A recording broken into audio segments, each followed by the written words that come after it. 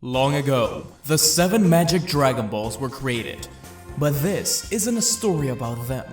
Instead, we focus on planet Vegeta, where the king has dinner with the god of destruction from Universe 7, Lord Beerus. This fateful meeting would change the course of history forever, as the young Prince Vegeta watches in horror. It doesn't take much to anger the god, and his father pays the price. A child attacks. Now. Beerus and the Monkey King. What if Vegeta was raised by Beerus? Part 1.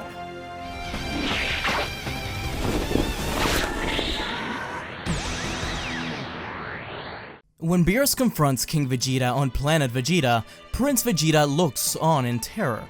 However, in this version of events, Prince Vegeta doesn't let fear paralyze him. He charges at Beerus, ordering him to leave his father alone. He was a king of the mighty Saiyan race. Vegeta threw a right hook at the god, who was impressed by the kid's determination, appearing behind the prince and knocking him out. King Vegeta couldn't believe as he held his son in his arms, but he was still alive. Beerus made a bargain with the king. He will leave him alone, but he will take the kid with him, train him. Without much of a choice, the king lets go, and he watches Whis and Beerus take his son, not knowing it would be the last time he would see him. Once Vegeta woke up, he realized that he was in an unfamiliar place. Jumping to his feet, he attacked the first person in sight, Whis. The man easily dodged every single one of the punches. At the same time as the kid attacked, Whis was giving him instructions on how to improve. Vegeta told him to shut up, and it continued like that until the door opened. In entered Lord Beerus, and Vegeta asked what he did to his father. Beerus explained that he didn't do anything at all, but that the king had allowed Beerus to take Vegeta as a sort of pupil. Vegeta wanted to return home. He had a mission to go to, but Beerus said that this was not a possibility. He was going to train here and become a great adversary. Vegeta would live in Beerus's palace, where he would be trained by both him and Whis occasionally. Beerus sees something incredible in Vegeta, a power yet untapped, perhaps the true Super Saiyan of legend. He doesn't want a successor anytime soon, and denies that Vegeta could be one, but the thought lingers in his head. Vegeta spent many nights alone, thinking to himself, remembering his father.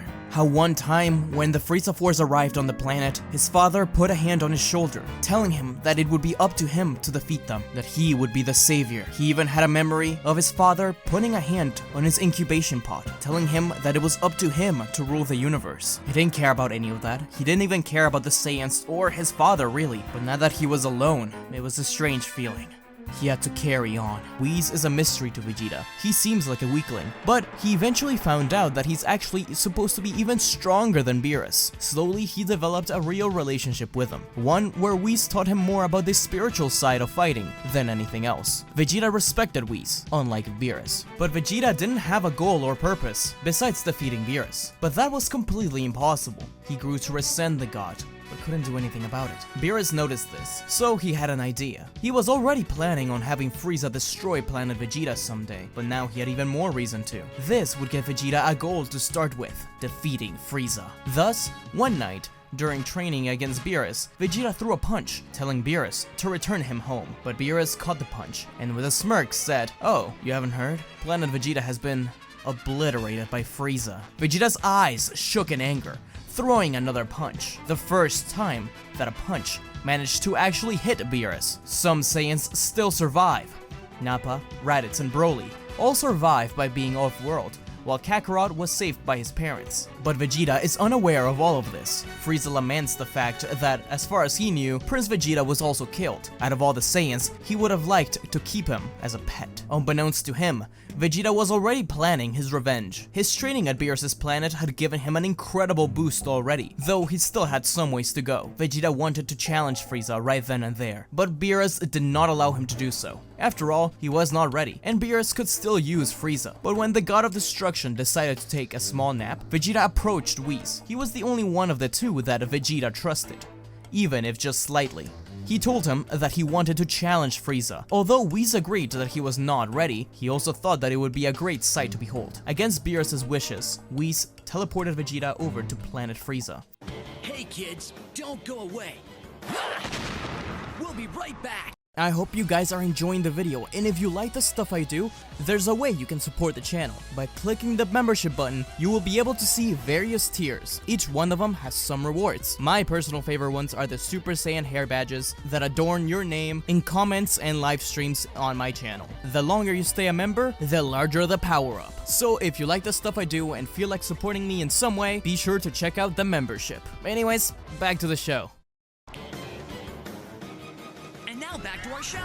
The Emperor rested in his chamber, when suddenly, Zarbon and Dodora were blown through the throne room doors. They cowered in fear, unable to respond to Frieza's questions about who had done this. But as the smoke settled, his answer was given. Vegeta. Frieza was furious, but he put on a facade. He stood up with his arms open, and welcomed the Saiyan. He was pleased to see that he was still alive, as the Emperor had thought him dead. The Saiyan, who was wearing a cloak over his armor, smirked at Frieza. Frieza said that he was so terribly sorry to hear about what happened to Planet Vegeta, but Vegeta stopped him. He knew that Frieza was lying, because Frieza himself had been the one to destroy Planet Vegeta. Frieza laughed. He couldn't deny it, he still found it amusing. Frieza said that it didn't matter if he knew, because those Saiyans had it coming. Was he really so sad about a bunch of weaklings dying? Vegeta placed a hand on his shoulder, taking steps towards the tyrant. The prince explained that no, it wasn't that. He was angered by Frieza taking away his rightful throne. With a swift whip of his arm, Vegeta took off his cloak, revealing the clothes underneath. Frieza's eyes widened once he saw the golden armbands that Vegeta wore, and the symbol on his chest. That was the symbol of Lord Beerus. Was that where he was all along? It didn't matter. Although it made him tremble at first, he recomposed himself and cleared his throat. He promised that Vegeta didn't stand a chance, though in the back of his mind, he wondered what he did to upset Lord Beerus. Was Vegeta sent here by him? Even if he had been trained by Beerus, Vegeta was still a lowly Saiyan. He was sure that he wouldn't need any more than his second form. In an instant, Frieza powered up into a bulky state. This surprised Vegeta, but the child was still confident. He had something Frieza didn't. Vegeta could sense energy without the need of a scouter. The fight began, with Frieza recognizing the various moves that Vegeta used as Beerus' influence. A lot of movement, unpredictable attacks. But Vegeta couldn't control his body quite as well as Beerus could. What Vegeta had was a lot of strength, and the ability to seemingly predict where Frieza was going to be next. Of course, this was his key sensing. Every punch did immense damage to Frieza. In the end, he was actually forced to transform into his third form. Vegeta commented on how ugly the state was, only to be pierced by a death beam. One after another, the death beams crashed against his shattered armor. He had gotten cocky and paid the price, but he was still standing.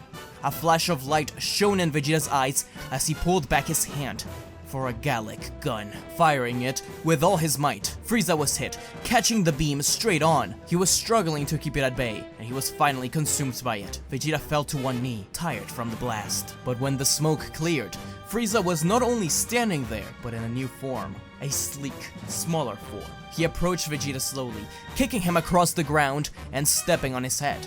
Blast pointed down. He said that for the record, he didn't need to transform into his final form to stop the blast. He just wanted to show Vegeta true power before killing him.